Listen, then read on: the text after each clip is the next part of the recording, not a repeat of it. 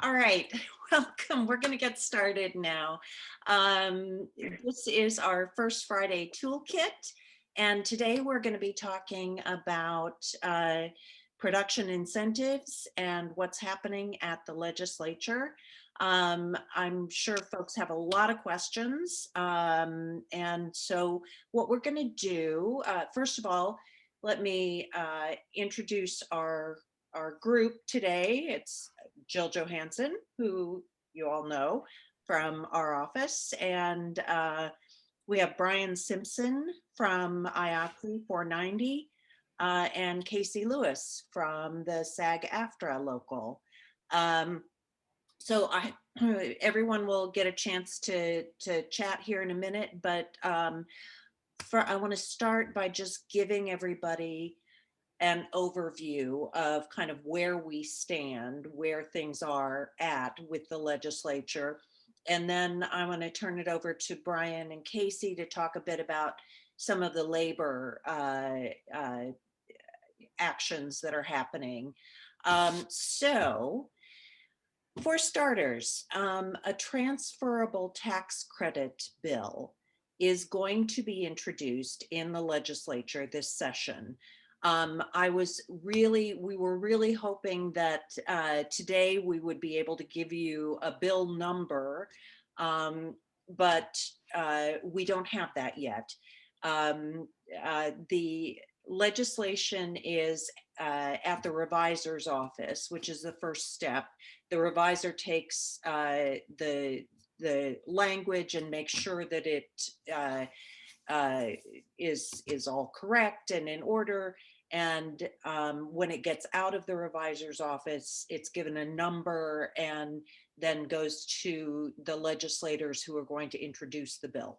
So the revisor's office is running way behind. There's a backlog, so we do not yet have a number for the bill. We will get that out as soon as we have it. Our website, social media, all of that, will let everyone know. So when that gets out of the revisor's office, it will go to the legislators who are going to introduce the bills. In the House, that will be Dave Lisselgard, and in the Senate, it will be Dave Tomasoni. These are both incredible supporters of our industry and of this legislation, and we're thrilled and grateful to have them sponsoring the bill. So it will get introduced in the tax committee of both chambers, and where it will then go to a hearing. A hearing will be scheduled by the chair of each of those committees. We are confident that we will get a hearing. The hearing will take place, we don't know when. We think perhaps it will be before the end of March. But again, we will keep everyone informed of what's happening there.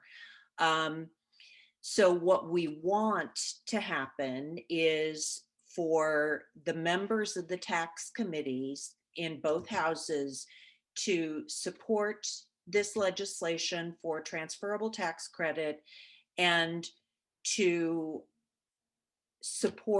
urge them to include it in the omnibus tax bill. That's how it will get passed. So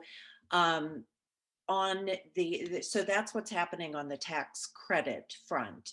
And this is a new program. Minnesota has never had a tax credit, and we can get into some of the details on that later.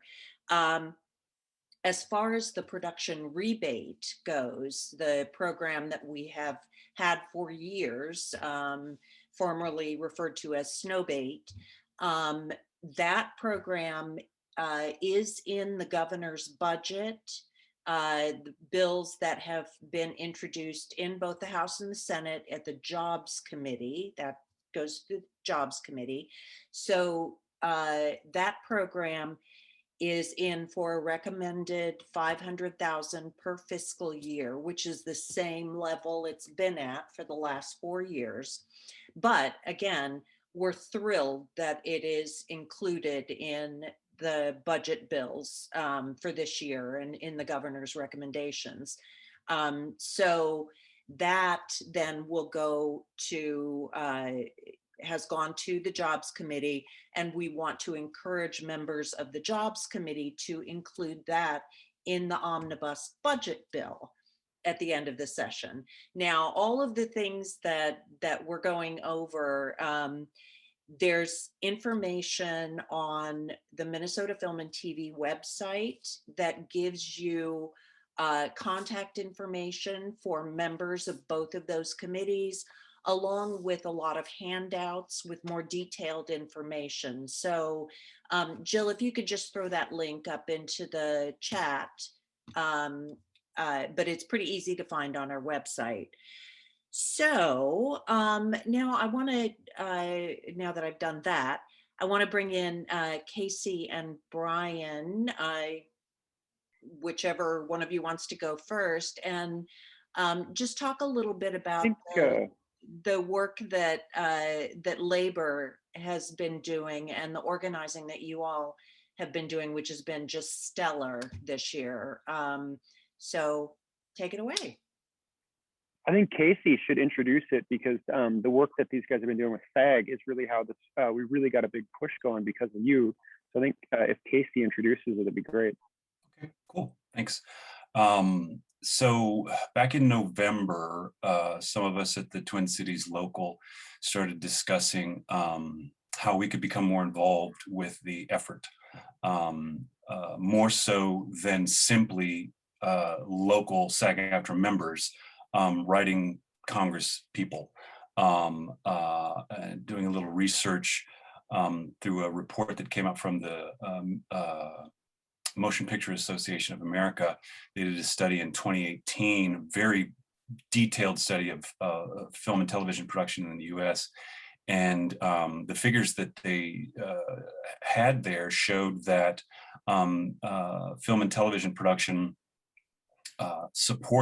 created 2.6 million jobs in the country.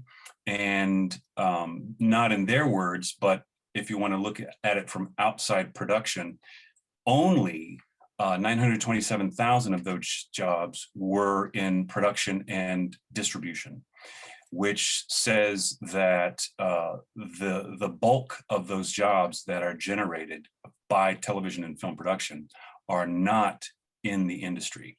So we wanted to reach out to union members in the state of Minnesota to see if we could get them involved in the effort, because, well, we wanted to create a bigger tent. We wanted to have more say, more leverage with legislators in this. So we, myself and Mark Bradley, who's a Twin Cities local board member and the chair of the organizing committee, and our director of local administrations based in Chicago, Bill Hendrickson, started reaching out to the labor councils and federations that make up the different areas in the state. And we also met with leadership at the AFL-CIO. And long and short of it, we got on the AFL-CIO, the state office's legislative agenda. So we have the support of AFL-CIO statewide labor in this effort, which, to be quite honest with you, brings a big stick to the table, a big talking stick, I'll say. So those make up construction folk, hospitality, transportation, all of the indirect industries that help make television and film possible. And in our, I'll be honest with you, the three of us working on this are very new to it. Not to pat ourselves on the back, but we've done a lot in a short time, but we've also learned a lot. And some of the people that we've learned from along the way is Brian Simpson, who's been doing this for quite a while, I think 10 or 12 years. We've also worked with Trevor Lawrence at the Teamsters. and Ed Reynoso, who is also a lobbyist at the Teamsters. And Trevor shared with us after our second meeting with him, I think, that he'd been doing this for 20 years in Minnesota, trying to get a tax credit passed, as a lot of people have worked on this for many years. But I specifically mentioned Trevor because he shared with Brian and Bill and I that this is the first time that there's ever been such a large grassroots effort to bring a transferable tax credit to Minnesota, which is wonderful news. But this larger movement can't do it on its own. Our partnership with Minnesota Film and Television can't do it on its own. So in my mind, that's part of the conversation today and the outreach that we're going to be having in the near future of getting people who have a vested interest in this within the creative community to be a part of this effort, because we need to let legislators know, specifically the legislators, as Melody mentioned, the legislators in the House and Senate tax committees know that this is important. It's not just jobs for people in the entertainment industry, it's jobs for Minnesotans. I'll back up and get back on the track I was talking about. We came across Brian Simpson, who had been doing this for years, and we've learned a lot from him, to be quite honest with you. We've learned a lot from him. So Brian, please chime in. Well, if I could just stop for 1 second, Brian, I forgot. Go ahead.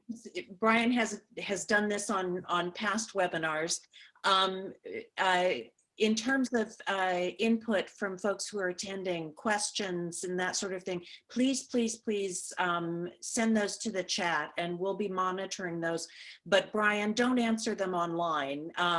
We'll answer them. Jill will pose those to the panel so that we can answer them and everybody can get the answers. So go ahead.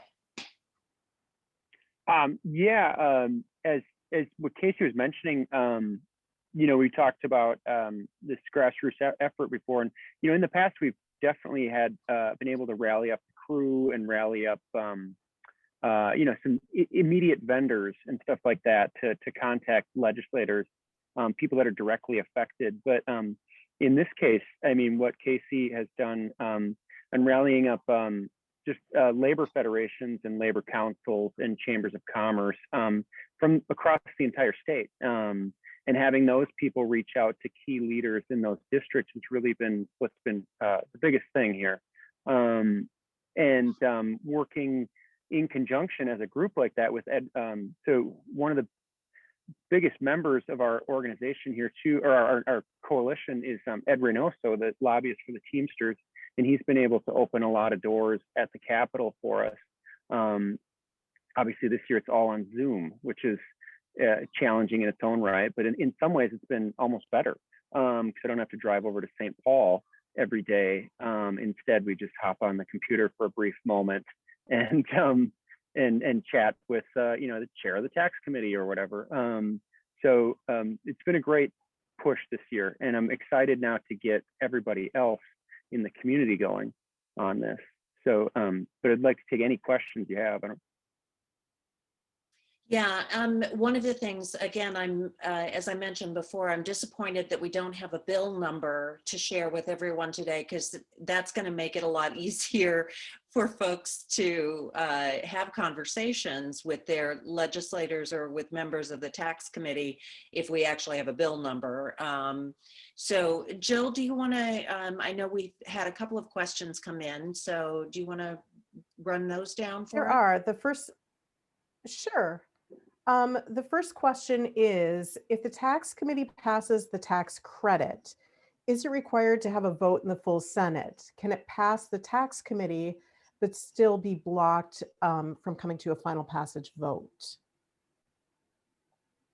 So what happens in the tax, what the tax committee will do is, when it's introduced in the tax committee and there's a hearing, they will vote to hold it over for possible inclusion in the omnibus tax bill. And that's what we want them to do, is to include it in the omnibus tax bill. And then at the end of session, so if anyone tried to kill that, they'd basically, as Brian said, they'd have to kill the entire tax bill.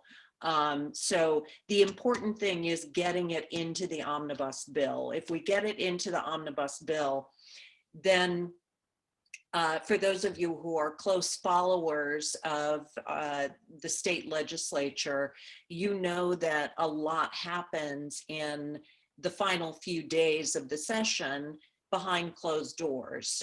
So the leadership of both houses and the administration start making deals on what the bills are going to look like, the budget, the tax bill, the various omnibus bills. And I was hoping that Christine Almeida might be joining us at some point. If she is, I can bring her in to give a more detailed explanation of the process. But I think the important thing is that we get it into the omnibus bill. Jill? There was one more question that, I'm sorry, there's one more question that came up real quick. Casey, can you provide a link to the 2018 study that you referenced? Yeah. Great. I'll put it in the chat. Terrific. Thank you very much. There is on the website that Jill gave the link to, the Minnesota Film and TV website, there is a one-page summary from the MPAA that includes that information. But if you want to get the full report, you can get that. Casey would share the link for that.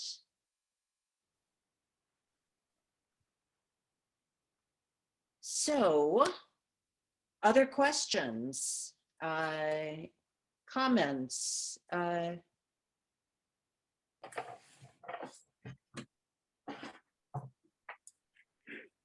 Sorry, there are two new questions. Okay. Have 87 windows open here. Yeah. In addition to knowing specific next steps, such as which people to contact, can you tell us if there are particular opponents we need to educate or influence? Great question. It's really the entire tax committee is crucial.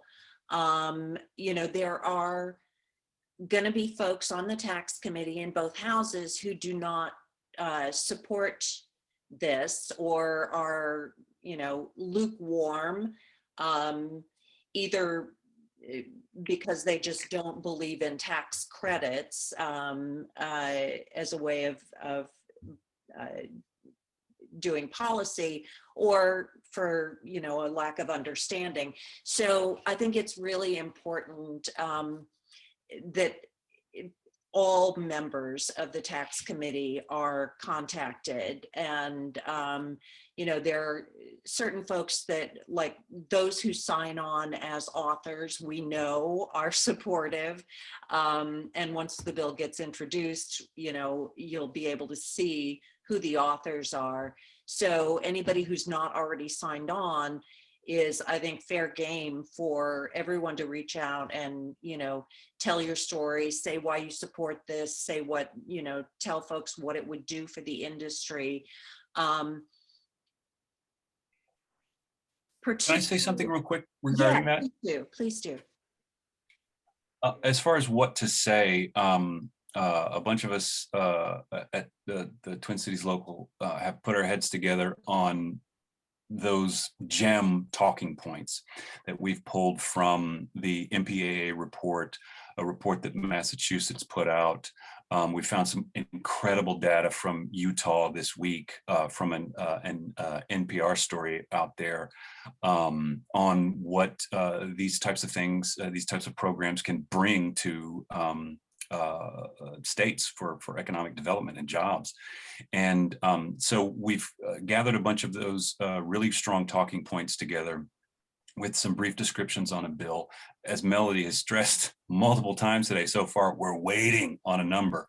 We're waiting on a title, because all we got to do is put that into our call to action. and make it available. We are going to make that available for Twin Cities local, SAG-AFTRA Twin Cities local members. We're also going to make it available on our unofficial Twin Cities local SAG-AFTRA Facebook page. And if those of you out there follow the various industry related other Facebook pages, I've been sharing that information out there. We're going to use those same outlets too. So this information will come to you all in one way or another if you're looking out for it. Mhm. The important thing is to act in the call to action. That information will contain contact information for the legislators on the tax committees that we're talking about. It'll include their phone numbers, emails, instructions on how to do the email, always be respectful. It'll include their Twitter handles. So if you're handy with Twitter, you can talk it up that way, tagging them. Yeah, I just wanted to put that in there in regards to what talking points can be used and who we're actually going to be targeting and how you all can get that information. Because as Melody was saying, as soon as we get the House number or the House bill number and title and the Senate bill title and number, we're going to get this out through various outlets to as many people as we can reach. And all of that is or will be on the Minnesota Film and TV website and social media as well. Brian, were you going to say something? Yeah, actually, I was just to jump on that to that question really detailed a little more. Obviously, we're targeting the House and Senate tax committees and all of their members because they do, obviously, they're on the committee. They do have an influence, but the way that it really works there is what happens is the chair of each committee gets to decide which bills get a hearing. So there are going to be hundreds and hundreds of bills that are going to get thrown to these committees. They'll be introduced and they will automatically be sent to the tax committee because they pertain to taxes. So what will happen then is these tax chairs will have an ocean of bills they're looking at, and they'll say, okay, let's have a hearing on this one, and this one. And if we don't get ours to have a hearing, it'll just die on the floor and it'll never even be talked about. And there's no way it's going to get into an omnibus tax bill if we really don't even get a hearing. And conversely, if we do get a hearing, that doesn't guarantee that we're in the bill. But after all of the hearings are done, the chairs of each committee get to pick what goes into the first draft of the omnibus bill. So they will make a spreadsheet and they will list all of the bills that they think are worthy of being in the tax bill. They will have all the numbers on there to tell everybody. And then what they will do is they will bring it to the tax committee. And for the most part, it'll pass on partisan lines. So in the Senate, all the Republicans will vote for Carla Nelson's bill. And in the House, all of the Democrats will vote for Paul Marquardt's bill. And that's that. So if you want to focus on two people, in the Senate, Carla Nelson is a moderate Republican from Rochester. We don't really know anything about her leanings on it, other than that she's retweeted some 490 tweets about shoots in Rochester.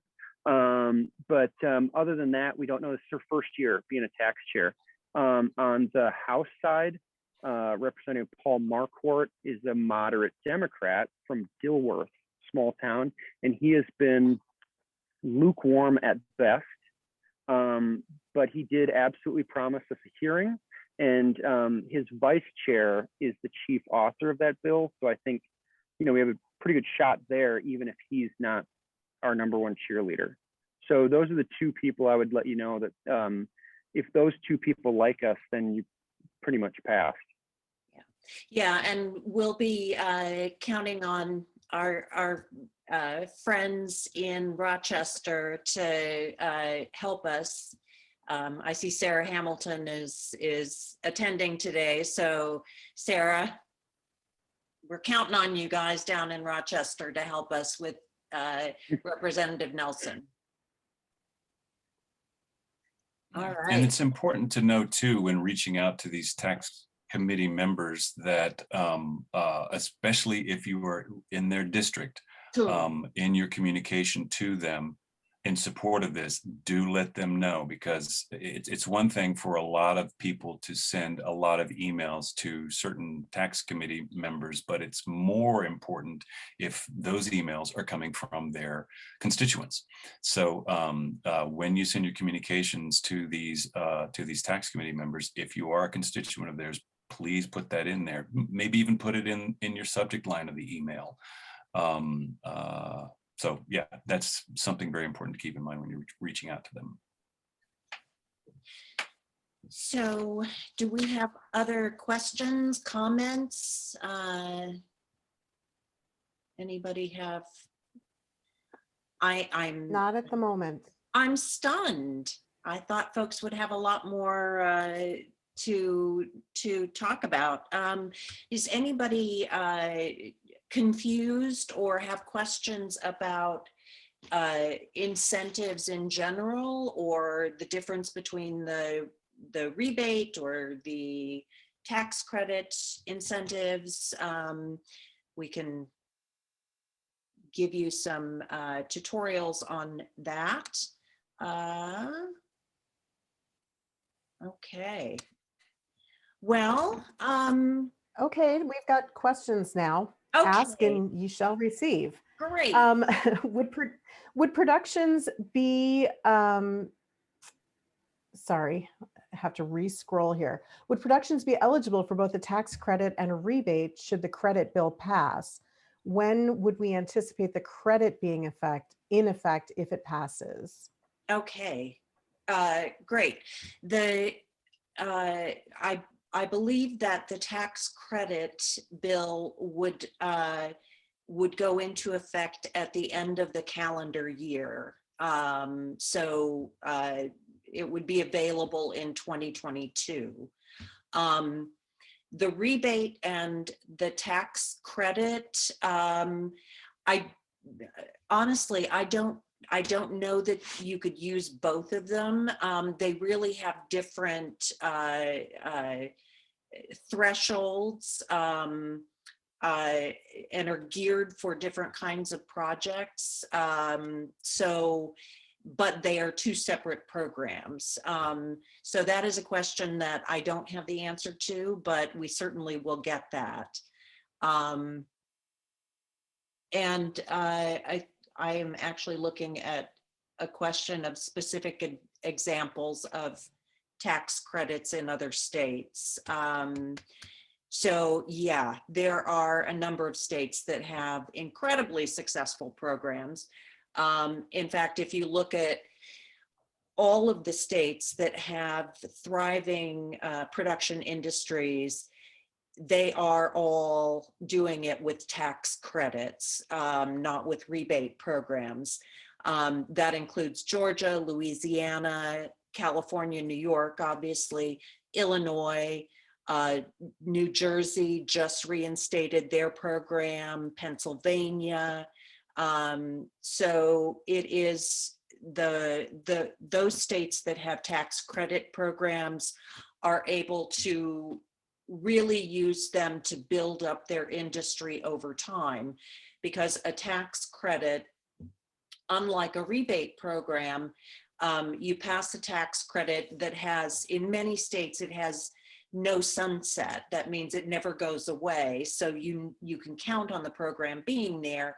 The bill that we're looking at for Minnesota does have a 10-year sunset, but that gives productions and studios, production companies, the time that they need to, particularly for episodic programming, for series, to make Minnesota attractive and competitive.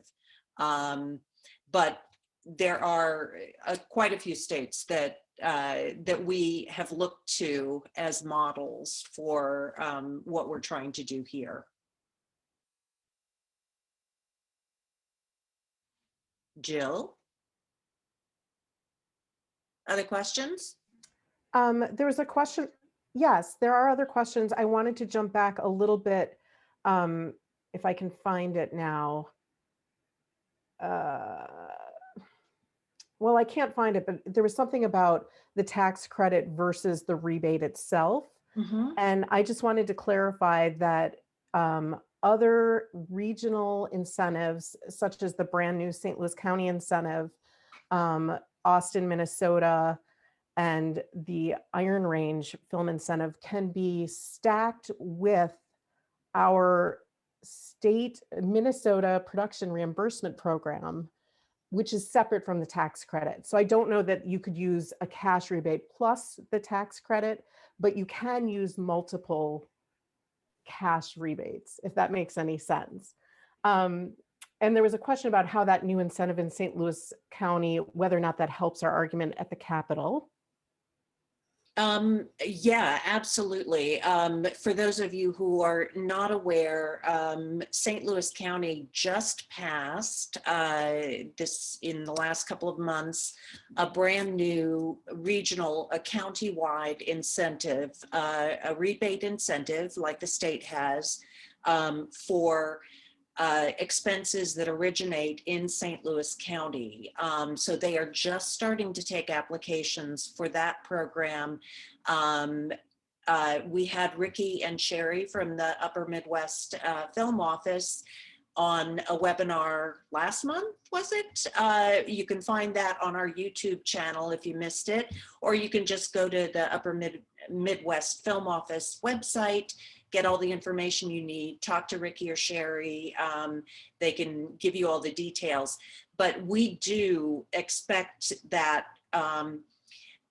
to help our case because it really just shows that St. Louis County and other regional officials and city officials are recognizing the economic power of production and what production, the benefits that film and television production bring to their economy and their local job market.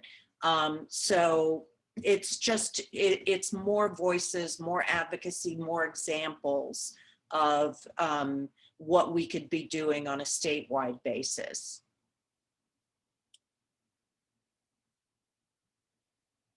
Jill? Muted. I saw a question in the chat there asking if a tax credit would be more effective than a rebate. And I just wanted to point out the reason, I mean, obviously, if we had the funding for a rebate, that would be a great program. Rebates are impossible to fund. And that's why they failed all across the country. Anybody who's tried a rebate, eventually it doesn't last. It's too hard to fund it. So if we stick with a rebate with Snowbait, we're going to be getting $500,000 to $1 million per year, and that's it. But with a tax credit, you can get a much higher cap. It's easier to fund at a capital, so that's the advantage, and that's why other states are able to do that. Georgia doesn't have a no cap cash rebate that they have to fund. They have a no cap tax credit, and that's how that works. Mm-hmm. Yeah, and the instability of a rebate is what makes it really not attractive for a series, you know, because when a company is looking at doing a series like Fargo or now the Mighty Ducks series that are set in Minnesota, they will never look at Minnesota unless there's a tax credit program, because they want to know that the program that they're going to be working under is going to be there in a year, because they're hoping that their series is going to be there for, you know, 5 to 7 years. So that's why you don't see television series production in states that don't have a tax credit. That's actually one of the talking points we've been using with this story that we just came across out of Utah, was that Utah, they had the very popular television show, or I should say episodic, Yellowstone. And they were there for 2 seasons, and Utah changed their incentive program, and Utah lost Yellowstone. Utah realized that they needed to beef up their, they lost it because they cut it back. They realized that they needed to put more funds towards that, put more, make the incentive more robust, and they did, in hopes of getting more production back. But they didn't bring it up to, I think, 15 million like they wanted. They settled for 10, and they are only doing it until 2022. So with this example, we're telling the decision makers, the legislators, that we need a competitive and robust and reliable incentive program. Again, as Brian and Melody have said, it should be a transferable tax credit. And if we don't continue to support it, we will lose the producers that we entice to come here. Yeah, the transferable tax credit has seen the strongest legs to keep going. George is a perfect example of that. Yesterday, Bill and Mark and I had an incredible conversation with one of the Atlanta local board members who was there before the incentive came to Atlanta. He was instrumental in seeing that it happened, and he's still very strongly connected to it, and keeps his relationships up with the legislators that are there. Back then, they had both Democrat and Republican support. They lacked the support they needed from the governor at the time, but that just goes to show you that this is not a red or blue issue. It is, the entertainment business is a business. There's a reason they call it the entertainment business, is because people are there to make money. They're there to make money telling stories. If it's a good story, that's even better. But we are in our communications to the legislators who are the gatekeepers for this. We're having to stress to them, this is not a handout for Hollywood. This is jobs for Minnesotans. This is economic recovery from the coronavirus pandemic. And once we get on the other side of that, it's going to be economic development for Minnesotans. These people from out of state are coming in to spend money here. They're coming to hire us. They're coming to pay our taxes on everything. And at the end, there's an audit, and they are given a percentage back for their qualified expenses. So this is for Minnesota. Again, as has been stressed, the transferable tax credit is the best way to go. The guy from Georgia was ticking off, this is what you need to do. This is what you need to do. Melody's done that. Melody's done that. And Melody has learned from George's experiences. And personally, from my perspective as an actor in the Twin Cities, what we lack is the support of the community to communicate to the legislators to get us across the line. And I'll shut up for a while. Oh, that's great, Casey. Thank you. I think there's been a lot more questions. Jill, do you want to tick some off for us? There have. Are you ready to talk yet about the criteria to qualify for the tax credit? Only in very broad strokes. What I can say is that the details of the tax credit bill that we're looking at for Minnesota is a credit of up to 25% on projects with a minimum spend of $1 million in the state, and a $25 million per year, per fiscal year cap on the total number of tax credits. Not a 25 million per project, 25 million per year for all projects, which is, so the program that we're looking at for Minnesota is not the most generous program in the country, but it is a program that we think is going to work for Minnesota, that's going to help us build. You know, we start with the lead, not the most generous program, because frankly, we don't have the infrastructure currently to handle the Georgia size productions. Georgia built up to that. They didn't, they didn't have a $9.5 billion economic benefit to the state the year after they passed the bill, but they do now, 12 years, 13 years later. So that's what our bill is looking at. The $1 million minimum spend is obviously higher than the rebate program. We want to keep the rebate program going at its current minimum spend standards and qualifications and all of that, because the rebate program works great for the projects that it funds currently. The lower budget feature film, independent films, commercial projects, post-production, all of those at a lower budget than something like a television series or one of the feature films that we've lost in the last couple of years that are in the $35 to $40 million budget range. Next.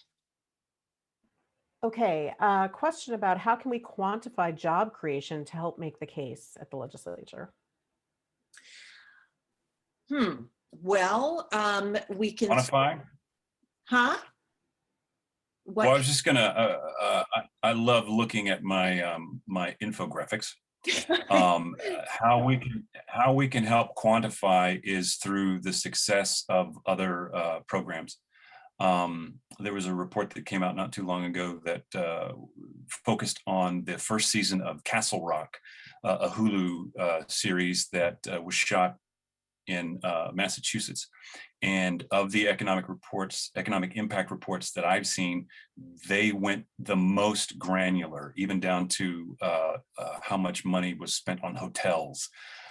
Which is important for the labor coalition that we put together, because we're talking to Unite Here, Local 17, who make up the hospitality workers. But to give you an example of how you can quantify that, there was $42 million spent on tax credit qualified production expenses during 2017-2018 for that first season.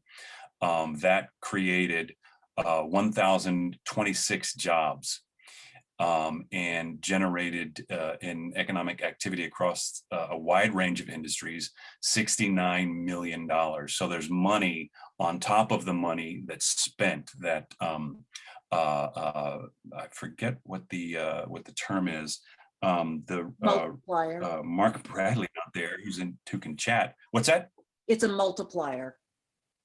I think. Yes, the multiplier effect. Yeah.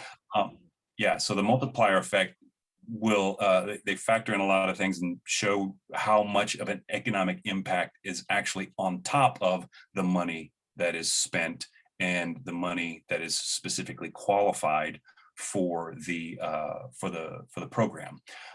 But so that's 1,026 jobs that was created in the state of Massachusetts, and the economic impact was felt in 210 towns and cities. And they estimated that for each dollar that was spent on that qualified for the tax credit, that generated $4.73 of economic activity in the state. That's that down the line, how much these dollars show. And in Utah, it was for every $1 spent, there was an impact of $14. So we do have the reports to, I think the question was in regards to jobs, but we do have some incredible data on other states' successes and failures, quite frankly. We are building this on the backs of other people who have made it successful for them, and our job is to communicate to the legislators who make the decision this can be done in Minnesota. It can be done by Minnesota. We can tell Minnesota stories in Minnesota. We can tell Canada stories in Minnesota and get some jobs back and get some economic development back. A couple of years ago, Tuscaloosa was shot here. They shot Minnesota for Alabama. We can tell those stories here. One thing that's in the current language of the bill, we're waiting again on the details, what's really going to be in the bill. But one of the stipulations is the use of the logo in Minnesota, made in Minnesota. The guy we spoke with yesterday in Atlanta, they were the first ones to do that, and that is the state of Georgia, in our case, the state of Minnesota, putting our brand on this product. Back to the idea that this is a business. These people are coming to Minnesota to create a product. They are paying us. We are working on it. It's not just a movie or a television show. It's not ephemeral. It is a business product. And Minnesota, as part of the incentive, puts our brand on that product. So that product, wherever it goes, for as long as it lives, 200 countries around the world, flights back and forth, whatever, at the end, made in Minnesota, however it's going to be phrased, whatever the logo is going to look like, it's made in Minnesota. So that tells businesses, oh my God, this movie was made in Minnesota. I want to make my movie in Minnesota. People who don't live in Minnesota, who want to be part of making those projects, go, you know what? Minnesota knows what they're doing. I'm going to move to Minnesota and I'm going to get jobs on these films. And it also tells people who don't live in Minnesota, you know what? I've never been to the Mall of America. I love that scene. It was so funny. I'm going to go check that out. I'm going to spend my vacation in Minnesota. Pack up your toys and clothes, kids. We're going to Minnesota. So there's the travel aspect of that too. So we get the brand on there. It brings products, production companies to Minnesota. It brings people who want to come to Minnesota to take part in it. And it brings travelers, tourists to Minnesota. And again, back to the whole business concept.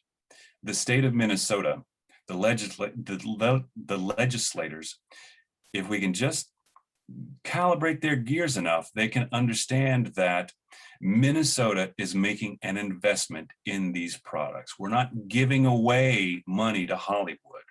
We are giving them an incentive to come here, make their products, hire us to do so, pay our taxes, pay Home Depot for lumber, pay the cleaners to clean the wardrobe, all of these other indirect industry jobs. And that incentive is not a giveaway, it's an investment. Minnesota is making an investment to make sure other companies come here to build their products. People come here to buy a home, pay taxes because they want to work on the industry in Minnesota. And people come here as a traveler to see where these products were made. My wife and I took a trip to Albuquerque, I don't know how many years ago. It was right when Breaking Bad ended. We love Albuquerque and New Mexico and Santa Fe, but we specifically went to go see all of the locations that we remembered from the show. We ate at Los Pollos Hermanos and sat in a booth that they used. Stevia, remember that conversation where they met him and the poison and all that stuff? We went to that cafe. People do that. So that's what we want to entice to Minnesota. Yeah.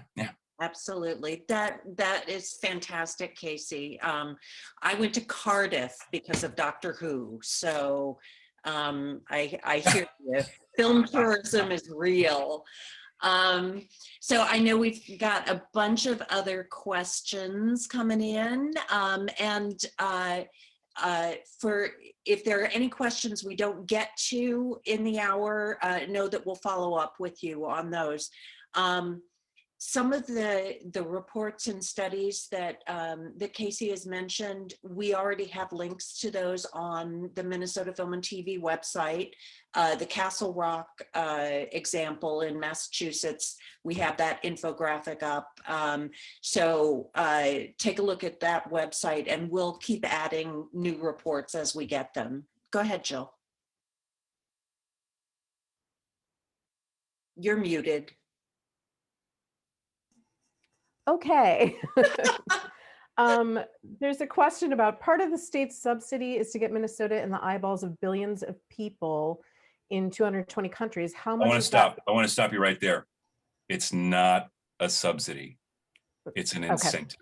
So not to correct you, but to correct anybody else's thinking out there. It's not a subsidy. It's an incentive. Thank you, Casey. I'm just reading the question. Yeah. I completely understand. How much is that marketing worth? And there's a second part of that question saying, talk about the Trillith project in Fayetteville, Georgia, which I am not familiar with.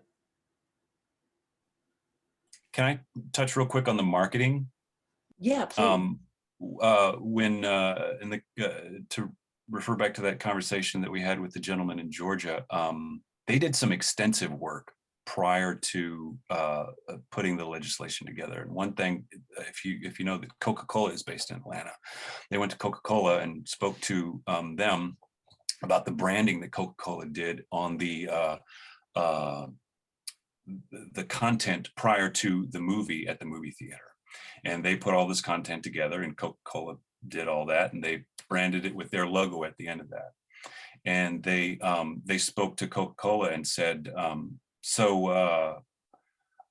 much does it cost to do that? And how much do you receive from that? And so they had a wonderful conversation of all the money changing hands and everything. And they said, well, how would you be interested to do that as a business? Would you be interested to do that in a movie? And he said, product placement? And they said, no, to actually have your logo in the film. And that, when they did the analysis there and figured that is when Georgia made the determination to put the peach in television and films at the end of the credits, because they realized, again, back to that incentive point, they are buying an ad space at the end of a movie made in Minnesota. And they spoke to the folks at Coca-Cola, and they figured out it's a whole lot cheaper to add an incentive for a product made in Minnesota to have the Minnesota logo in there than it would be for Coca-Cola to actually pay for something like that. So there aren't specific numbers on that I've come across, but there is a great return, because we're selling the Minnesota brand around the world for products like that with the use of the logo in the content. I have seen some studies on the dollar value of tourism for projects. And let me see if I know I have those studies in my files. Let me see if I can find those, and I'll post those on the website with the other information. But one thing, one example of how that tourism translates. A few years ago, some of you might recall, we worked with Disney, who wanted to shoot a film here in Minnesota. We were not able to, we lost that project because we were not able to get a tax credit passed. But one of the things that we talked about to the legislators with the Disney executives who came out here to try and help us get that credit is that Disney as a company, when they shoot in a particular jurisdiction, they will, at no cost to the state, they will also, while they're doing the film, they will create a tourism ad for the state using their film footage to make that connection to people. So I saw commercials that or tourism ads that they did for New Zealand and for one of the Western states. I mean, that is priceless. I mean, millions and millions of dollars of tourism advertising that they would just do for free for the states where they're shooting. So that's just one example, but it's not a small thing. So Jill, back to you. Here's a question asking whether or not there's a way to lock films that get rebate or incentive funds or tax credit as a way of guaranteeing that they pay cast and crew because people are going unpaid. Mm-hmm. Yeah. That is certainly on a smaller level with the current state rebate program. That is something that we are very mindful of and that we check. So the only leverage that our office has in that is on projects that are certified for the program. If they don't pay their people, we can withhold their rebate and do. So that is the only leverage that we have. But absolutely, that is part of the program, that you've got to pay your people. You know, we have to verify that your vendors and your crew have been paid before you get your rebate.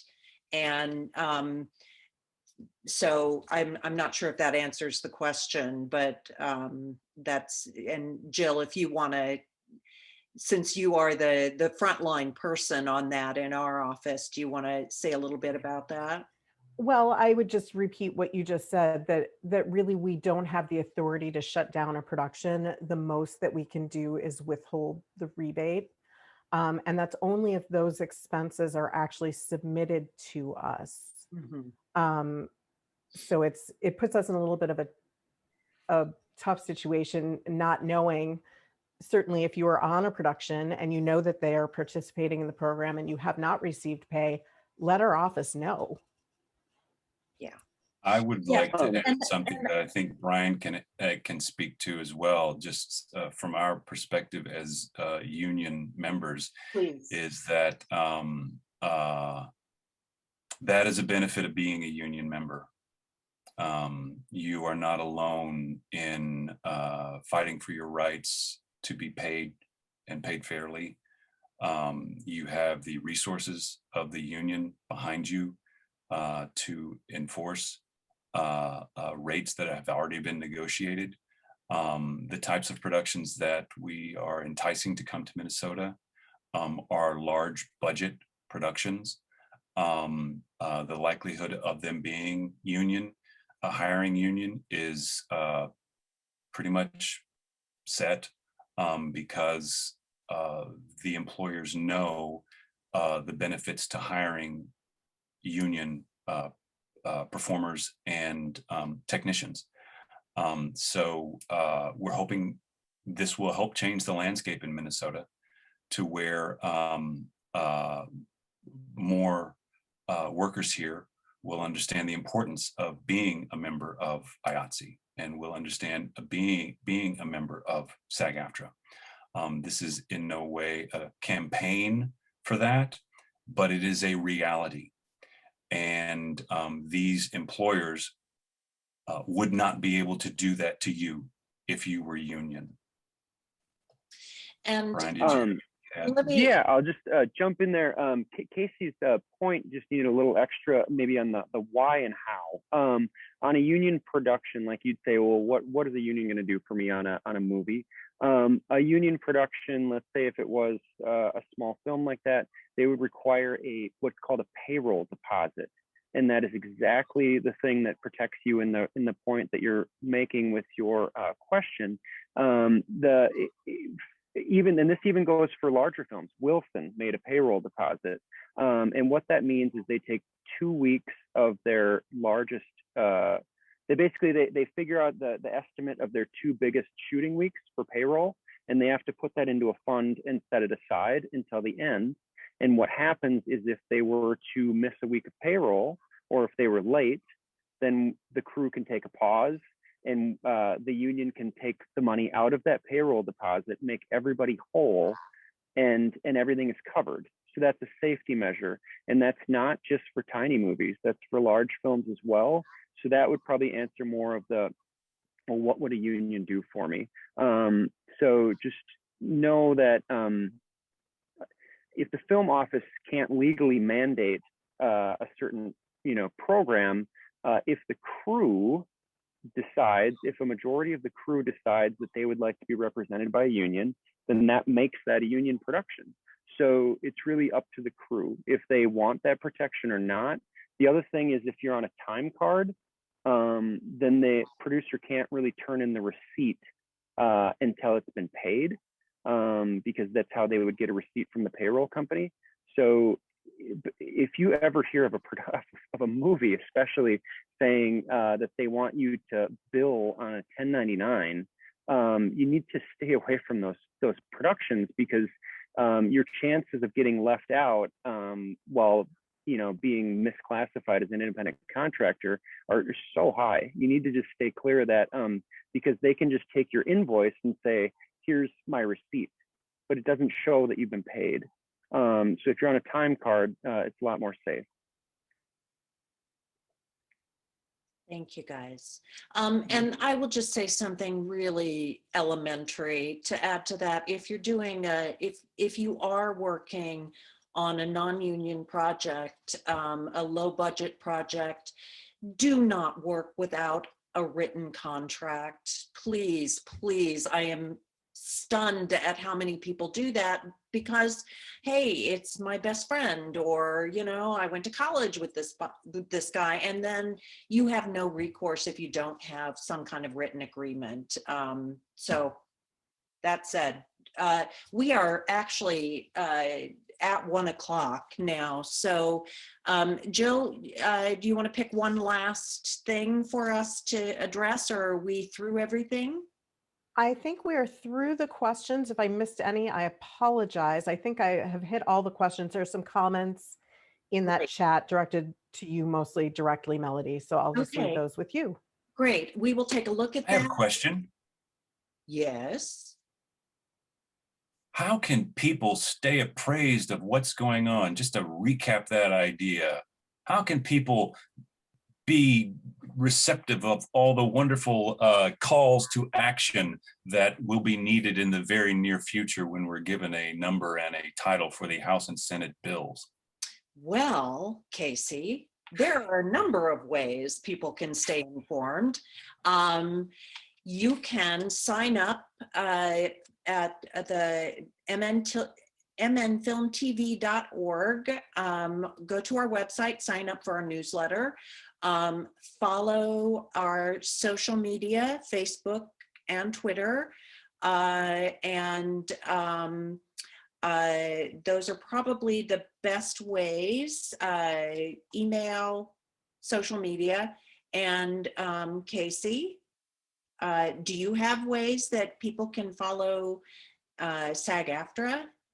Yeah, I would suggest people checking out our, again, unofficial Twin Cities Local, SAG-AFTRA Twin Cities Local Facebook page. We're posting information on there as soon as we get the numbers and the titles. Our call to action information is going to be going up there, and I'll be sharing it with other industry related Facebook pages. And I will, I'm going to give an email address out because I got permission yesterday to use it. And again, you don't have to be a member of SAG-AFTRA to follow our Facebook page. It's there for anybody interested in what's going on in the industry from the perspective of the actors and specifically SAG-AFTRA. But I want to give this email address out. It is a SAG-AFTRA email, but I've been told that we can utilize it for this effort if those interested and want to know more and how they can help. Again, you don't have to be SAG-AFTRA. You don't have to be an actor. Ready to write, kids? Twin Cities at sagaftra.org. That's monitored by our staff in Chicago, who oversees this local, which includes Minnesota, North Dakota, South Dakota. And that's one way you can stay in touch. We'll be sending out, sharing information through that, and also check out the Facebook page. And I know Brian's got an awesome Twitter account. It's not that good, but we do try. And I'd encourage anybody, if social media is a fantastic way to get a hold of legislators, they are going to get thousands upon thousands of emails that will go into a vast pit of emails. But if you can tag them on social media with a fun, polite post, you're going to get their attention, especially if it's Twitter, because every single one of them is sitting on Twitter trying to get updates of what's happening at the Capitol, and that's what they're looking at. So if you can do that, that'd be fantastic. Otherwise, follow the 490 IATSE 490 Facebook page. There'll be a lot of updates posted on there with links of key legislators to contact. All right. Well, thank you all so much. And thank you everyone for attending. And hopefully, fingers crossed, early next week, we'll get a bill number and folks can start making some phone calls, sending some emails, taking some action. We are all here and available if you have further questions. So thanks so much. And we'll see you on Zoom.